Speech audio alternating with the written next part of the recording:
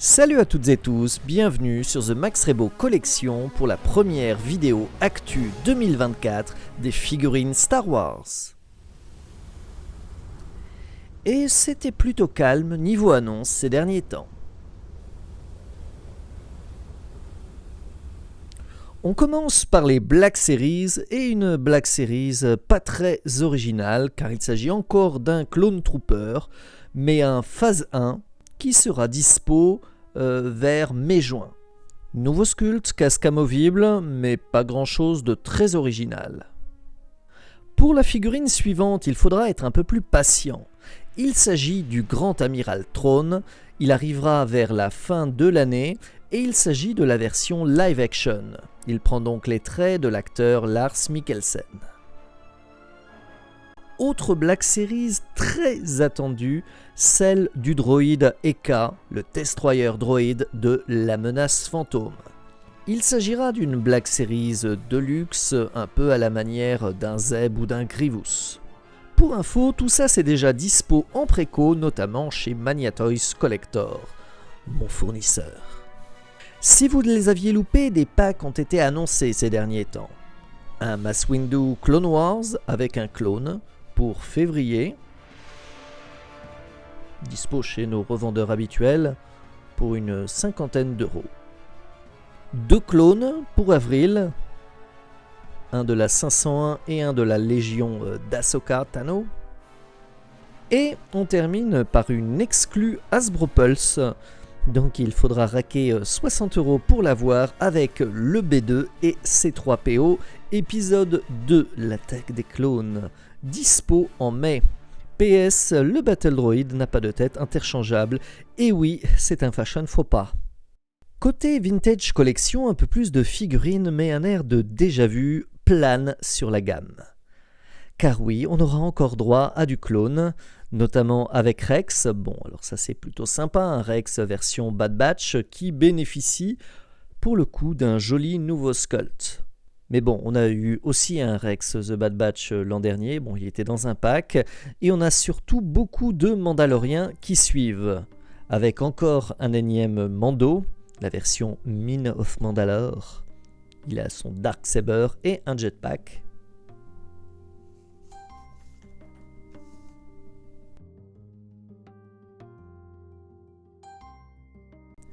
Un nouveau Grogu avec son nouveau Lando, version saison 3.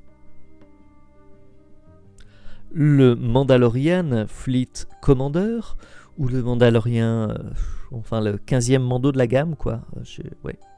Bon, on aurait aimé quelque chose d'un peu plus original, mais bon, on sculpte, on réutilise des sculptes, ouais. Et Axe Wolves, alors là, je crois que c'est le repack de la précédente version. Alors il doit y avoir quelques petites modifications au niveau du paint, mais l'armure n'est pas du tout accurate à celle qu'il porte dans la saison 3, comme on a voulu nous la vendre.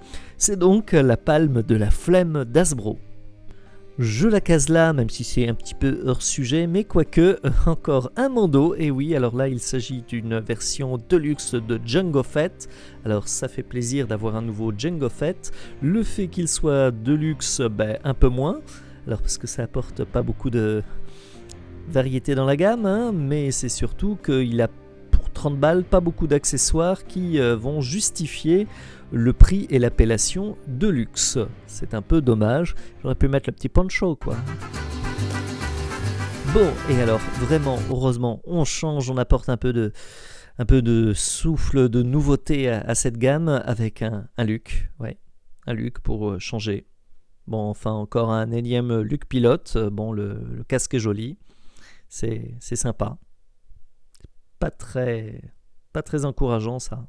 Bon, allez, on finit par une jolie nouveauté. Oui, je suis un peu mauvaise langue, mais on a un joli pack qui coûte une blinde, car c'est une exclue Hasbro Pulse et qu'il faudra attendre octobre 2024. Mais vous aurez reconnu Sabine Wren et Chopper, mais version Rebels. Alors oui, il y a des lot 4, c'est mignon. Mais ça pique, hein, 60 € pour les 2 petits chats, c'est... Bon, ça se justifie pas, surtout que de pack en pack, on prend 5, 10 €. Je pense que les prochains seront à 100 balles. Mais ils sont mignons. et la Head Sculpt de Sabine vaut vraiment la peine. Un petit point avec les rétros, et oui là on passe à la rétro collection avec un pack épisode 1. Bon j'avoue je ne suis toujours pas fan de cette gamme, ça existe, c'est une exclue Hasbro, vous avez les 6 persos emblématiques de l'épisode 1 et basta. On termine ces reviews et ces annonces avec les Pipeline Reveal, oui, voilà. Vous l'aurez compris, on a de la prélo avec les rétros, ce serait bien qu'on en ait en vintage aussi. On a du Mondo pour tout le reste, avec pas mal de repack. Hein. Alors Cobb Vanth sera inédit en vintage, et oui, un sculpt inédit, ça fait du bien au milieu de tous ces repacks. Oui, il y a beaucoup de choses qui vont revenir sous différentes formes. Black Series, on pourra... un peu la même chose, hein, beaucoup de repack, on pourra avoir un B2 en blister simple et on pourra se prendre pour Gideon avec son casque Mandopérial. Ce sera très certainement un repent du casque de Boba Fett, histoire de rester dans le thème des repents. Alors, on en pense quoi ? En vrai, bof.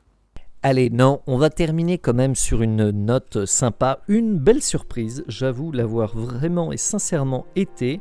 Hasbro nous a dégainé un beau vaisseau, vous aurez reconnu le E-Wing de la Nouvelle République, le vaisseau qu'on voit trop brièvement dans la série Ahsoka, mais c'est une exclue Hasbro Pulse et visiblement les parcs Disney et le Disney Shop le commercialisera également.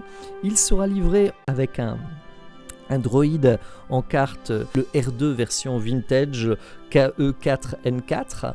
Je le trouve plutôt réussi ce vaisseau, le paint a l'air plutôt sympa et pour le coup là on a vraiment quelque chose de 100% inédit et ça fait plaisir.